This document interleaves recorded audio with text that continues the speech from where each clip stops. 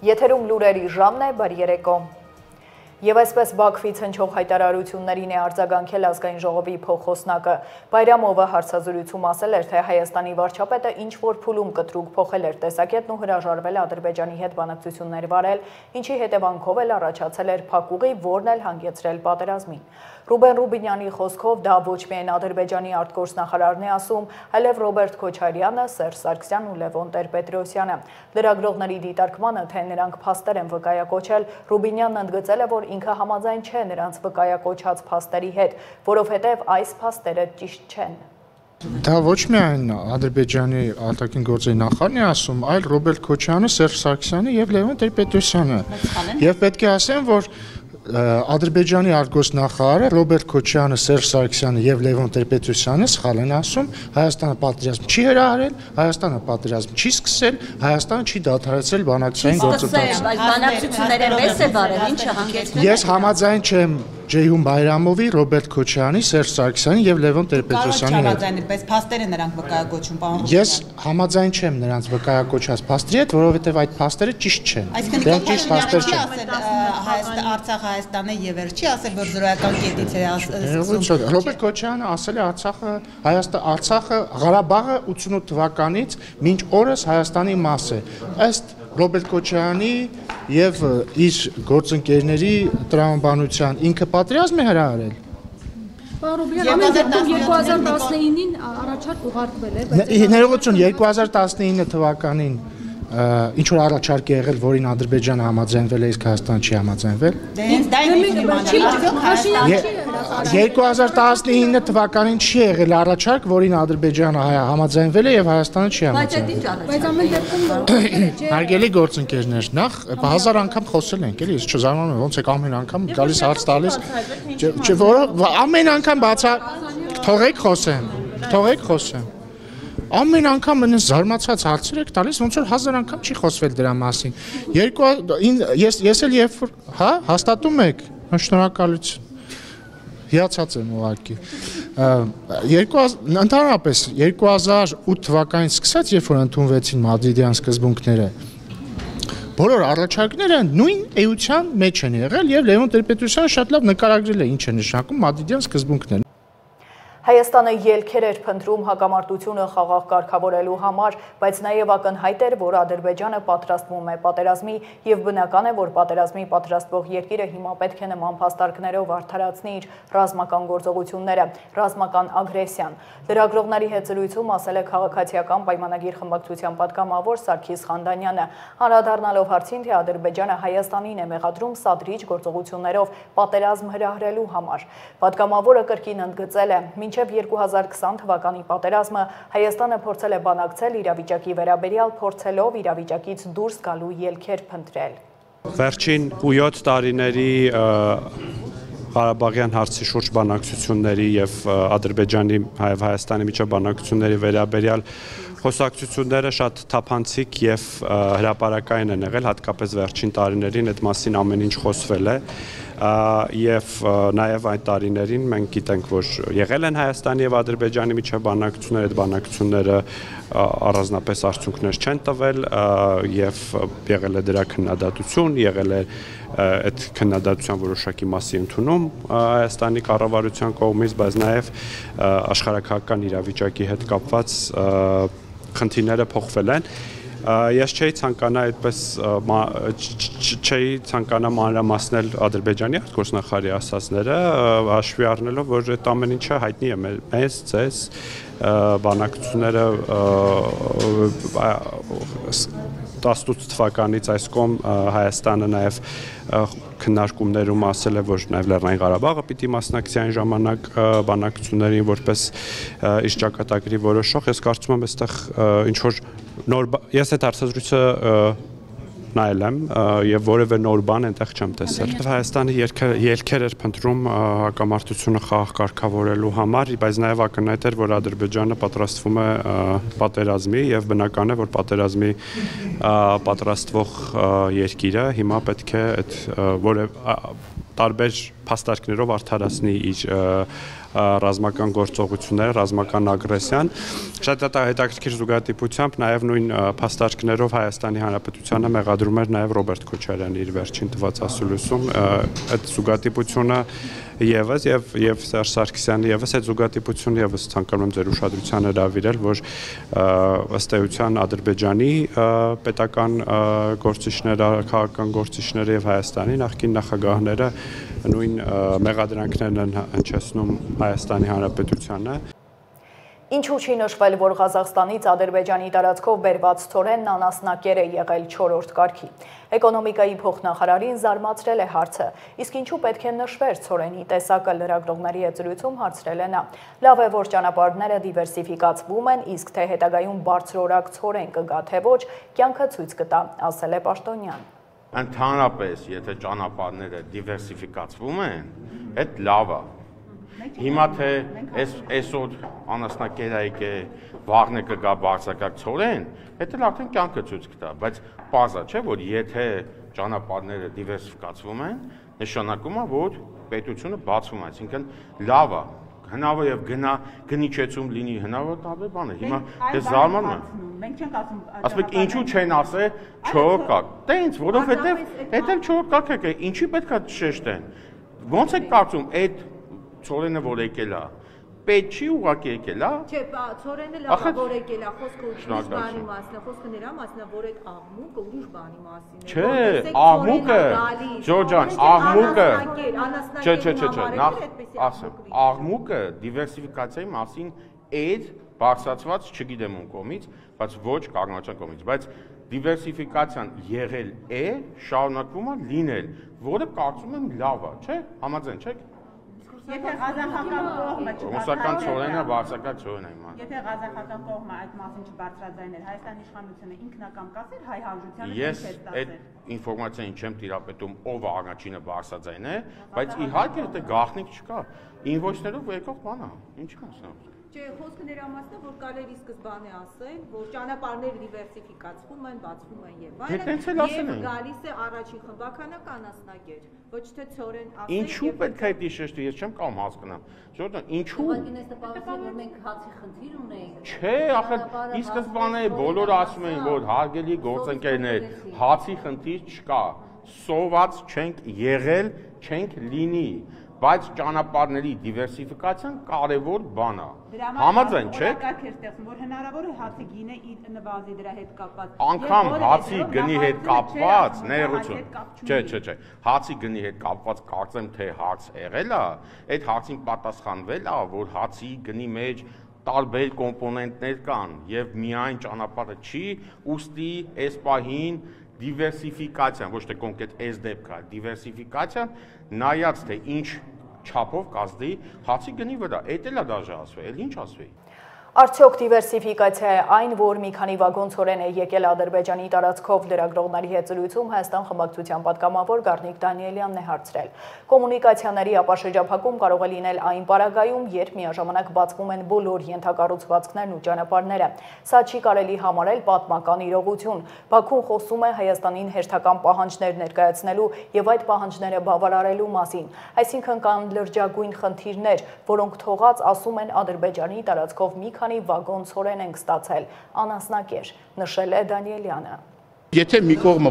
պահանջում եւ ստանում է, եւ այդ ստանալուց հետո այլևս Հայաստանի Հանրապետությունը տարածք չի ստանում, այն պարագայում, որ Հայաստանի Հանրապետության տարածքից օկուպացվել են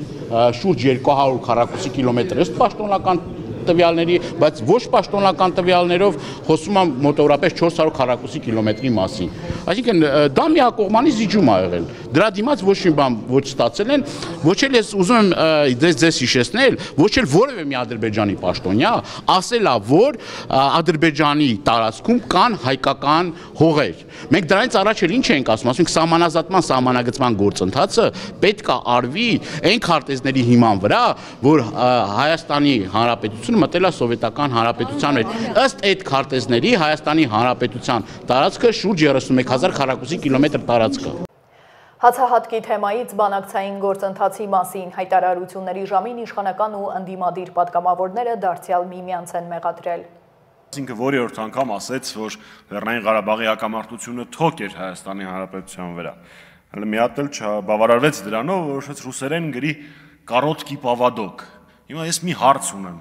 Լավ երկար էր, հա, այդ «Կառոտկի պավադոկը», որ այդ դրա առկայության պարագայում մենք սեպա ենք ստորագրում, որը մինչ օրս դուք փորձում եք իրագործել ու առանձնապես դա ձեր մոտ չի ստացվում։ Հետո ինքը ասեց ժողովրդի իրավունքները, պատմական արդարության գործարկումը, վերականգնումը նույնպես թոք էին, բայց խնդիրը կայանում է նրանում, որ դրանք երկուսն էլ ձեր բանակցային տերմիններն են։ Իրավունքներ, անվտանգություն, արդարություն, դա դուք եք բերել բանակցային գործընթաց։ Մերը 3 հիմնարար սկզբունքներ ինքնորոշման իրավունքով։ Ավելին ասեմ, ձեր իշխանության ընթացքում մեր բանակցությունների ավարտից տարիներ անց Ռուսաստանի Դաշնությունը, Եմեն, ԱՄՆ-ն, Գերմանիան, Կանադան նույնիսկ այս տարվա օգոստոսին այդ նույն հիմնարար սկզբունքներից ինքնորոշման իրավունքին հղում են կատարել։ Այ դա էր մեր բանակցային ժառանգությունը։ Ավելին ասեմ, մեր բանակցային ժառանգության մասին խոսել են թե Ադրբեջանից 2 անգամ նշելով, որ եթե բանակցությունների հունով գնար, ապա թե Լաչինն ու Քելբաջարը եւ թե իրենց ստիպում են ճանաչել Արցախի անկախությունը եւ թե երկրորդը դրա մասին Փաշինյանն է ինքը ասել գաղտնալսման ընթացքում ասել է որ Ադրբեջանը համակերպվել է որ Լեռնային Ղարաբաղը Արցախը Ադրբեջանի կազմում չի լինելու Այն թեզերը, որոնք մեր քաղաքական ընդդիմությունը մեջ է բերում, դրանք սպանված են եւ սպանված են Հայաստանի Հանրապետության ժողովրդի կողմից։ Շնորհակալություն։ Մի քանի օր է, ինչ մեր բոլորի ուշադրության կենտրոնում է նախագահ Սերժ Սարգսյանի ուղիղ եթերում արված զրույցը։ 7 ժամ խոսվեց հայրենիքի, պետության մասին, մեր հաղթանակների, մաքարոնների, դժվարությունների մասին, սայթակումների մասին, ու ամենակարևորը խոսվեց նաև հնարավորությունների վերականգնման մասին։ Մեր հասարակությունը շատ առողջ քննարկում է, համաձայնվում, վիճում, մտորում ես ամենի շուրջ եւ սա շատ նորմալ է, հենց այսպես էլ պիտի լիներ։ Բայց այս ամենը ունի նաեւ իր անառողջ կողմը։ Այ օրինակ Նիկոլա Հպատակ իրավապահների անառողջ ուշադրությունը, մի քանի անգամ օրվա մեջ դատարան կանչելով, քննչական կանչելով, ինչ որ մեկը նույնիսկ գիշերը անհանգստությունից չէր քնել եւ մեր հասարակությունից ինքը իրեն մեկուսացրած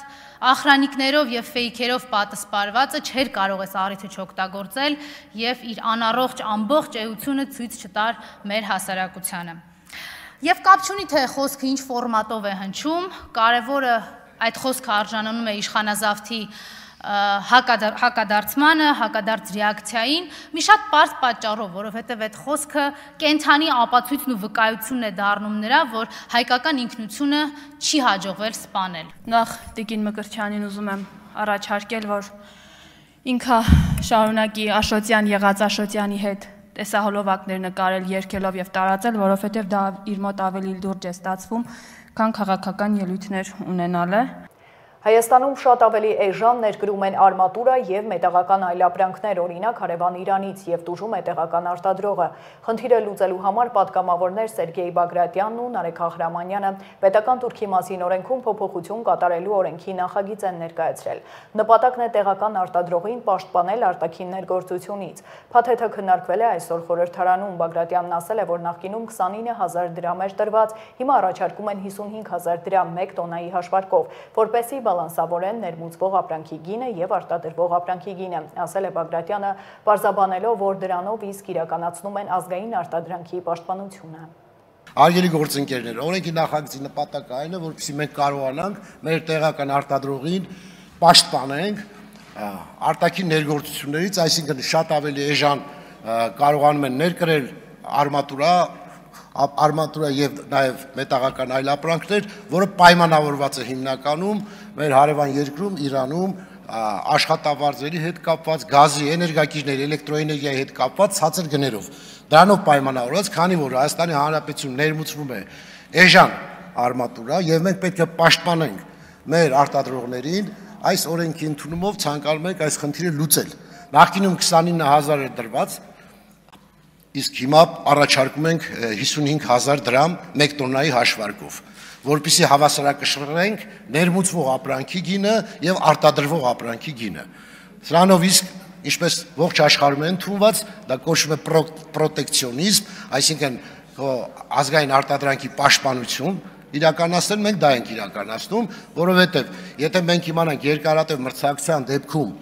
մեր արտադրողները կարող են այլևս չկարողանալ արտադրել եւ մյուս երկրները իրենց ապրանքը կրկնակի կարող են թանկացնել, խնդիրներ առաջացնել մեր տնտեսության համար, մենք փորձում ենք պաշտպանել տեղական արտադրողի շահերը։ Նպատակը սա է։ Կառավարության հետ քննարկումների արդյունքում կառավարության մեր հարգելի գործընկերները առաջարկեցին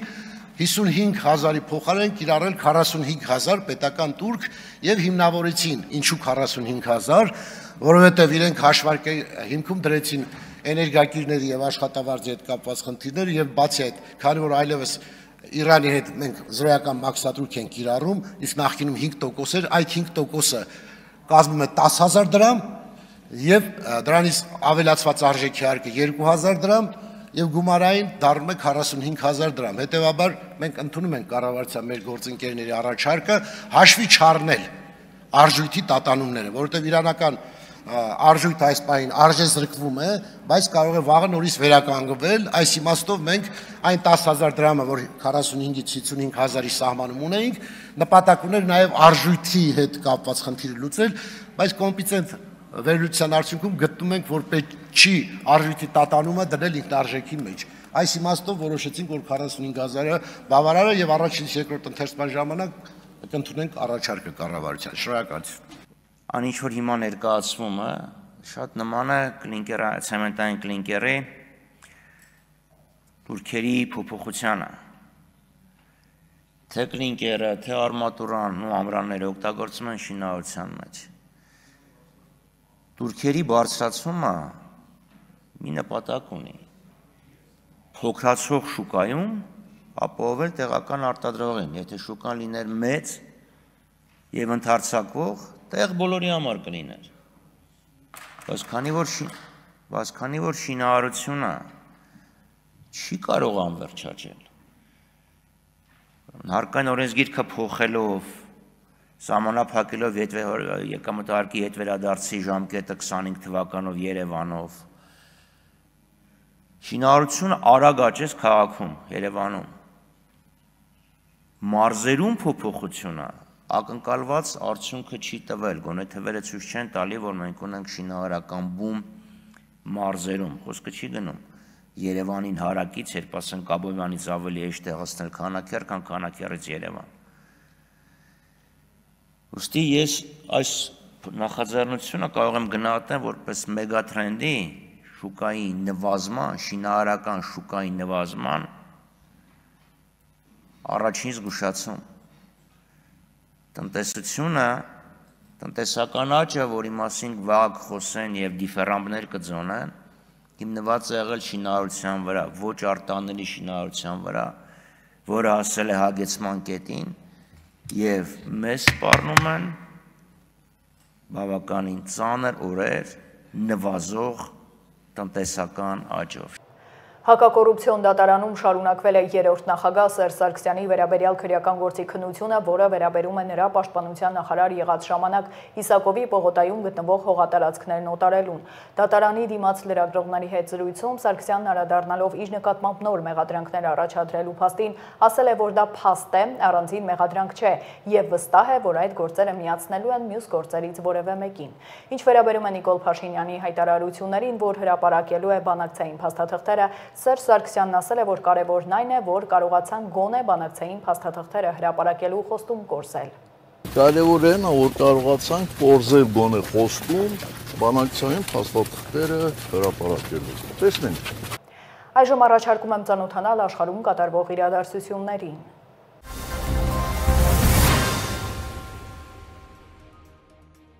ԱՄՆ նախագահ Դոնալդ Թրամփը հայտարարել է, որ հույս ունի շարունակել շփումները Սիրիայի նախագահ Ահմեդ Աշ-Շարայի հետ։ Այս մասին Թրամփը նշել է իր սոցիալական հարթակում։ Մեծ պատիվ էր ժամանակ անցկացնել Սիրիայի նոր նախագահ Ահմեդ Հուսեյն Աշ-Շարայի հետ, որի ընթացքում մենք քննարկեցինք Մերձավոր Արևելքում խաղաղության բոլոր նրբությունները, որի մեծ ջատագովներն նա։ Ես անհամբերությամբ սպասում եմ կրկին հանդիպելուն եւ զրուցելուն, գրել է Թրամփը։ Մայիսի 14-ին ԱՄՆ-ի եւ Սիրիայի առաջնորդները 25 տարվա ընթացքում առաջին անգամ հանդիպել էին Ռիադում եւ բանակցություններ վարել։ Հուլիսի 1-ին Թրամփը կատարողական հրամանագիր էր ստորագրել, որով չեղարկել էին Սիրիայի դեմ միակողմանի պատժամիջոցները։ Պատժամիջոցները սակայն չեն վերաբերում Սիրիայի նախկին առաջնորդ Բաշար Ալ-Ասադին կամ նրա հետ կապված անձանց։ Օրերս ՄԱԿ-ի անվտանգության խորհուրդը, ԱՄՆ-ն եւ Մեծ Բրիտանիան Ահմեդ Աշ-Շարային հանել էին պատժամիջոցների ցուցակից։ Նոյեմբերի 10-ին Թրամփը Սպիտակ տանն ընդունել է Սիրիայի նախագահին։ Այս իրադարձությունը համարվում է պատմական, քանի որ Ահմեդ Աշ-Շարան դարձել է Սիրիայի առաջին նախագահը, որ հյուրընկալվել է Սպիտակ տանը։ ԱՄՆ պետքարտուղար Մարկո Ռուբիոն եւ Թուրքիայի արտաքին գործերի նախարար Հական Ֆիդանը Վաշինգտոնում կայացած հանդիպման ժամանակ հաստատել են իրենց աջակցությունը Մերձավոր Արևելքում երկարատև խաղաղություն հաստատելուն ուղղված միջոցառումներին։ Այս մասին հաղորդագրություն է տարածել ԱՄՆ պետքարտուղարությունը։ Պետքարտուղար Ռուբիոն հանդիպել է արտաքին գործերի նախարար Ֆիդանի հետ, քննարկելու Գազայի հատվածում հրադադարը եւ տարածաշրջանում կայունություն ապահովելու հետագա քայլերը։ Պետքարտուղարը եւ արտգործնախարարը հաստատել են իրենց շարունակական աջակցությունը կայուն խաղաղության հասնելու ջանքերին, ասվում է հաղորդագրությունում։ Ըստ պետքարտուղարության կողմերն արձածել են նաեւ ռուս-ուկրաինական հակամարտության թեման։ Ռուբիոն հիշեցրել է ԱՄՆ նախագահ Դոնալդ Թրամփի կոչը ՆԱՏՕ-ի բոլոր դաշնակիցներին դադարեցնել ռուսական էներգակիրների գնումը, օգնելու վերջ դնել Ուկրաինայում շարունակվող հակամարտությանը։ Օրերս Սպիտակ տանը Դոնալդ Թրամփի հետ բանակցություններից հետո Ղազախստանի նախագահ Կասիմ Ժոմարտ Տոկաևը երկօրյա պետական այցով կլինի Ռուսաստանում եւ կհանդիպի Պուտինի հետ։ Դմիտրի Պեսկովը հայտնել է, որ երկու երկրի ղեկավարները կքննարկեն երկկողմ հարաբերությունները եւ տարբեր ոլորտներում դրանց զարգացման հեռանկարը անդրադարձ կլինի ռուս-ուկրաինական հակամարտությանը։ Ղազախստանը Ռուսաստանի հատուկ եւ արտոնյալ գործընկերն է, շեշտել է Դմիտրի Պեսկովը։ Տոկաևն էլ տեղեկացրել է, որ Մոսկվայի եւ Աստանայի միջև համապարփակ ռազմավարական գործընկերության հռչակագիր կստորագրվի։ Նրա խոսքով փաստաթուղթը կհաստատի երկկողմ աննախադեպ վստահության մակարդակը, ինչպես նաև ավելի սերտ գործակցելու համատեղ հանձնառությունը։ Տոկաևը հավելել է, որ Պուտինին Ղազախստանում հարգում են որպես համաշխարհային մասշտաբի քաղաքական գործչի։ ԱՄՆ Սենատը ձայների 60-40 հարաբերակցությամբ վերջնականապես հաստատել է կառավարության աշխատանքի մասնակի դադարեցումն ավարտելու մասին օրինագիծը եւ այն ուղարկել ներկայացուցիչների պալատ հաստատման։ 8 դեմոկրատ սենատորներ հանրապետականների հետ միասին կողմ են քվեարկել շատդաունն ավարտելու մասին օրինագծին, առանց հանրապետականների կողմից երաշխիքներ ստանալու, որ հետագայում կբավարարվի առողջապահական ծառայությունների սուբսիդիաների հետ կապված իրենց կուսակցության պահանջը։ Այժմ կառավարության ֆինանսավորման մասին օրինագիծը քվեարկության կդրվի ներկայացուցիչների պալատում։ ԱՄՆ-ում կառավարության աշխատանքի մասնակի դադարեցումը շարունակվում էր արդեն 41-րդ օրը։ Սա դարձել է երկրի պատմության ընթացքում ամենաերկար շատդաունը։ Դաշնային 100 հազարավոր աշխատողներ կամ ուղարկվել են հարկադիր պարապուրդի, կամ չեն վճարվում իրենց կատարած աշխատանքի դիմաց։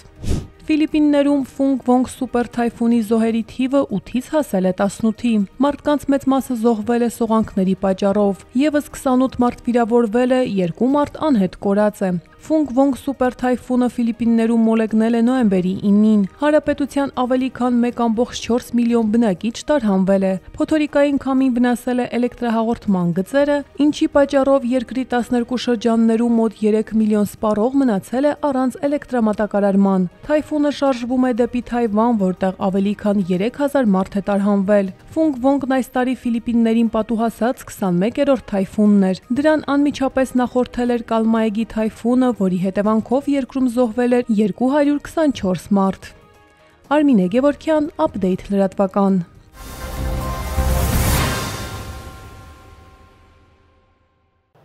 Գործարկվել է աշխատանքային պայմանագրերի թվային համակարգը, պետեկամուտների կոմիտեն մանրամասնել է։ Այժմ կամավոր, իսկ 2026 թվականից արդեն աշխատանքի ընդունելու կամ աշխատանքից ազատելու դեպքում գործատուների եւ աշխատողների համար պարտադիր կկիրառվեն էլեկտրոնային աշխատանքային պայմանագրեր։ Այսինքն, եկող տարվանից բացառապես թվային հարթակով է իրականացվելու աշխատանքային պայմանագրերի կնքումը, դադարումը եւ փոփոխումը։ Էլեկտրոնային հարտակը ներդնելուց էլեկտրոնային կառավարման համակարգի միջոցով կառավարվելու է բոլոր աշխատանքային պայմանագրերը, վարձու աշխատողները հնարավորություն կունենան ճշտել արդյոք իրենց աշխատանքային հարաբերությունները գործատուի հետ արդյոք օրինականացված է ամբողջությամբ կամ գրանցման հայտ հարկային մարմին ներկայացված է, թե չէ։ Սա աշխատանքային պայմանագրերի համակարգն է, գլխավոր էջը, որտեղ երևում են այն փաստաթղթերը, որոնք ստեղծվում են գործատուի կողմից։ Էլեկտրոնային աշխատանքային պայմանագրերի հետ կապված բոլոր գործառույթները գործատուներն իրականացնում են հաշվետվությունների ներկայացման էլեկտրոնային համակարգի միջոցով։ Նախ եւ առաջ գործատուն համակարգի առցանց լիազորի անձնական գրասենյակից պետք է համապատասխան լիազորություններ տա այն անձանց, որոնք էլեկտրոնային փաստաթղթերը ստեղծելու, խմբագրելու եւ ստորագրելու իրավասություն ունեն։ Ընդ որում համակարգը հասանելի է հայերեն, ռուսերեն եւ անգլերեն։ Գործատուների համար տվյալ համակարգը հնարավորություն է տալիս ստեղծել աշխատանքային պայմանագրեր, նաեւ աշխատանքի ընդունման եւ աշխատանքային պայմանագիրը լուծելու մասին հրամաններ եւ նաեւ աշխատանքային պայմանագրում փոփոխություններ եւ լրացումներ կատարելու մասին համաձայնագրեր ու վերջում դրանք ստորագրել նաեւ։ Համակարգում նախատեսված են պարտադիր դաշտեր, որոնք գործատուն պարտավոր է լրացնել քաղաքացուն աշխատանքի ընդունելիս, իսկ չլրացնելու դեպքում համակարգը ինքնաշխատ հուշում է սխալի մասին։ Բացի այդ, համակարգը հնարավորություն է տալիս արագ եւ հեշտ գտնել ցանկացած փաստաթուղթ։ Աշխատանքային պայմանագրի ցանկացած փոփոխություն այստեղ տեսանելի է, այդ թվում աշխատողին հատկացվող արձակուրդի, վարձատրության, փոփոխության մասին եւ այլն։ Եթե տվյալ աշխատանքային պայմանագիրը ունի նաեւ հավելված, նշում կատարվի, որ արկա է հավելված եւ այն պայմանները, որոնք կարգավորվելու են հավելվածով։ Թվային համակարգը աշխատողների իրավունքների պաշտպանության նպատակով է նաեւ ներդրվել։ Հենց այս հարթակի միջոցով յուրաքանչյուր աշխատող կարող է համոզվել իր աշխատանքի օրինականության մեջ։ Աշխատանքային պայմանագրով սահմանված իրավունքների շրջանակներում վարձու աշխատողը ամբողջությամբ ապահովագրված է, երաշխավորված է իր աշխատանքը եւ հետեւաբար նաեւ գործատուն հնարավորություն չի ունենում իր կամքով առանց համապատասխան հիմքերի աշխատողին ազատել աշխատանքից։ Օրինակ, եթե աշխատողը համաձայն չի եղել աշխատանքային պայմանագրի պայմանների հետ, այստեղ երևում է, որ կարգավիճակը անվավեր է աշխատանքային պայմանագրի։ Իսկ եթե համաձայն է ստորագրված աշխատողի կողմից կարգավիճակի դեպքում արդեն աշխատակիցը համարվում է տվյալ գործատուի աշխատող։ Թվային համակարգից աշխատողները կարող են օգտվել ֆիզիկական անձանց էլեկտրոնային ծառայությունների միասնական համակարգի միջոցով, մուտք գործելով նոր ստեղծված աշխատանքային պայմանագրեր բաժինը։ Հարտակից օգտվելու համար անհրաժեշտ է ունենալ էլեկտրոնային ստորագրություն։ Աշխատանքային պայմանագիրը կամ մնացած էլեկտրոնային փաստաթղթերը սկզբից ստորագրվում են գործատուի կողմից, այնուհետև ծանուցում է ուղարկվում աշխատողին, որ գործատուն ստորագրել է ձեր մասով էլեկտրոնային փաստաթուղթ ու պետք է համաձայնության դեպքում ստորագրել։ Այսինքն տվյալ էլեկտրոնային փաստաթղթերը ուժի մեջ են մտնում այն դեպքում, երբ որ աշխատողի կողմից ստորագրվում են։ Եթե նոր ընդունվող քաղաքացիների հետ գործատուն աշխատանքային պայմանագիրը հաջորդ տարվանից է կնքելու էլեկտրոնային եղանակով, ապա այն աշխատակիցների համար, որոնց պայմանագրերը դեռևս թվային չեն, գործատուները 2026 թվականի հունվարի 1-ից կպարտավորվեն 12 ամսյա ժամկետում դրանք մուտքագրել համակարգ։ Աշխատողներն էլ պարզապես պետք է էլեկտրոնային ստորագրությամբ հաստատեն թվային պայմանագիրը։ Եվ եղանակ վաղը տեղումներ չեն սպասվում, օդի ջերմաստիճանն էլ էապես չի փոխվի։ Այսքանը դուք դիտում էիք Update լրատվականը, հիշեցնեմ վայրկյաններ անցվել լուծություն է, բաց չթողնեք, իսկ ես ձեզ հրաժեշտ եմ տալիս, հաջողություն։